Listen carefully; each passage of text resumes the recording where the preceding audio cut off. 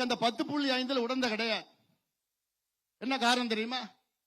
இன்று தமிழ்நாட்டிலே வன்னியர்கள் தனிப்பெரும் சமுதாயம், சிங்கிள் லார்ஜஸ்ட் கம்யூனிட்டி. வன்னியருடைய இடம் எவ்வளவு தெரியுமா? இங்க பங்களிப்பு தமிழ்நாட்டிலே 18 விழுக்காடு. பட்டியலின மக்கள் 3மே சேர்ந்தால்தான் 20 விழுக்காடு.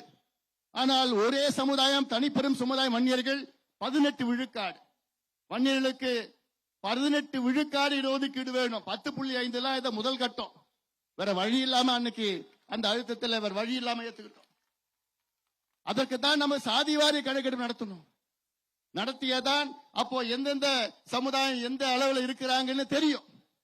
ஆனால் அவ்வளோ போராட்டத்துக்கு பிறகு அந்த 10.5 வாங்கி பிறகு திமுக ஆட்சி வந்தவுடன் அது சரியான முறையிலே நீதிமன்றத்திலே வழக்கு ஆடாத காரணத்தால் தான் நீதிமன்றம் அந்த இடஒதுக்கீடை தள்ளுபடி செய்து ரத்து செய்தது.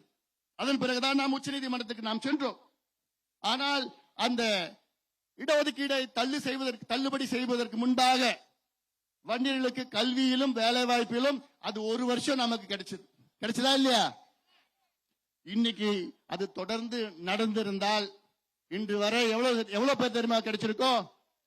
3800 பேருக்கு MBBS கிடைச்சிருக்கும் வன்னியர்கள். இன்னைக்கு 800 பேருக்கு மருத்துவ பட்ட மேற்படிப்பு கிடைச்சிருக்கும்.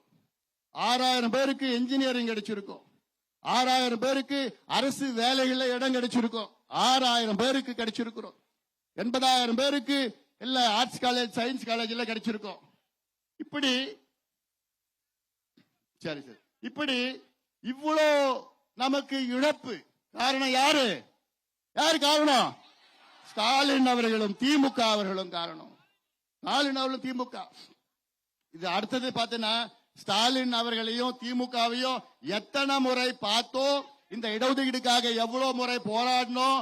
நேர்ல பார்த்தோம், ஐயா கடிதம் கொடுத்தது, குழுவை பார்த்தோம், TNPSC சேர்மனை பார்த்தது, அதிகாரிகளை பார்த்தது எல்லாம் இவ்வளவு இருக்கு. இவ்வளவு பக்கமா இருக்கு. இன்னைக்கு நேரம் கிடையாது படிக்கிறதுக்கு. ஏன்னா இதெல்லாம் வயிறு எரியுது எனக்கு. இவ்வளவு பார்த்து இவ்வளவு செய்து ஒவ்வொரு முறையும் ஸ்டாலின் அவர்களை பார்க்கின்ற பொழுது நிச்சயமா நான் செய்யறேங்க, நிச்சயமா நான் இடஒதுக்கீடு தனியா நான் கொடுக்கிறேன். ஒரு முறை ஸ்டாலின் அவர்கள் என்ன பார்த்து சொன்னார், ஏங்க இதுக்காக நான் தனியாக அசம்பிளி நடத்தி ஸ்பெஷல் செஷன் வச்சு நான் இடஒதுக்கீடு கொடுக்கிற வன்னியர்களுக்கு சொன்னார். அப்போ இவ்வளவு சொன்னியும் கடைசியில எதுக்கு சொன்னார் தெரியுமா? நம்மளை ஏமாத்தி நீங்க எல்லாம் போராட்டம் பண்ணாதீங்க, நான் எப்படியாவது கொடுக்கிறேன்னு சொல்லி பட்ட நாமத்தை போட்டாரு ஸ்டாலின் அவர். அன்னைக்கே சொன்னோம் ஐயா கிட்ட, ஐயா இவங்களை நம்பாதீங்க, இவங்க ஏமாத்துவாங்க. இல்ல நிச்சயமா கொடுத்துடுவாரு, ஸ்டாலின் கொடுத்துடுவாரு நம்பிக்கையோட இருந்தார். ஆனா ஆஸ் யூஷுவல் ஸ்டாலின் ஏமாத்தி பட்ட நாமம் போட்டு நம் சமுதாயத்தை ஏமாற்றி தமிழ்நாடு வளர்ச்சியை கெடுத்து விட்டார்.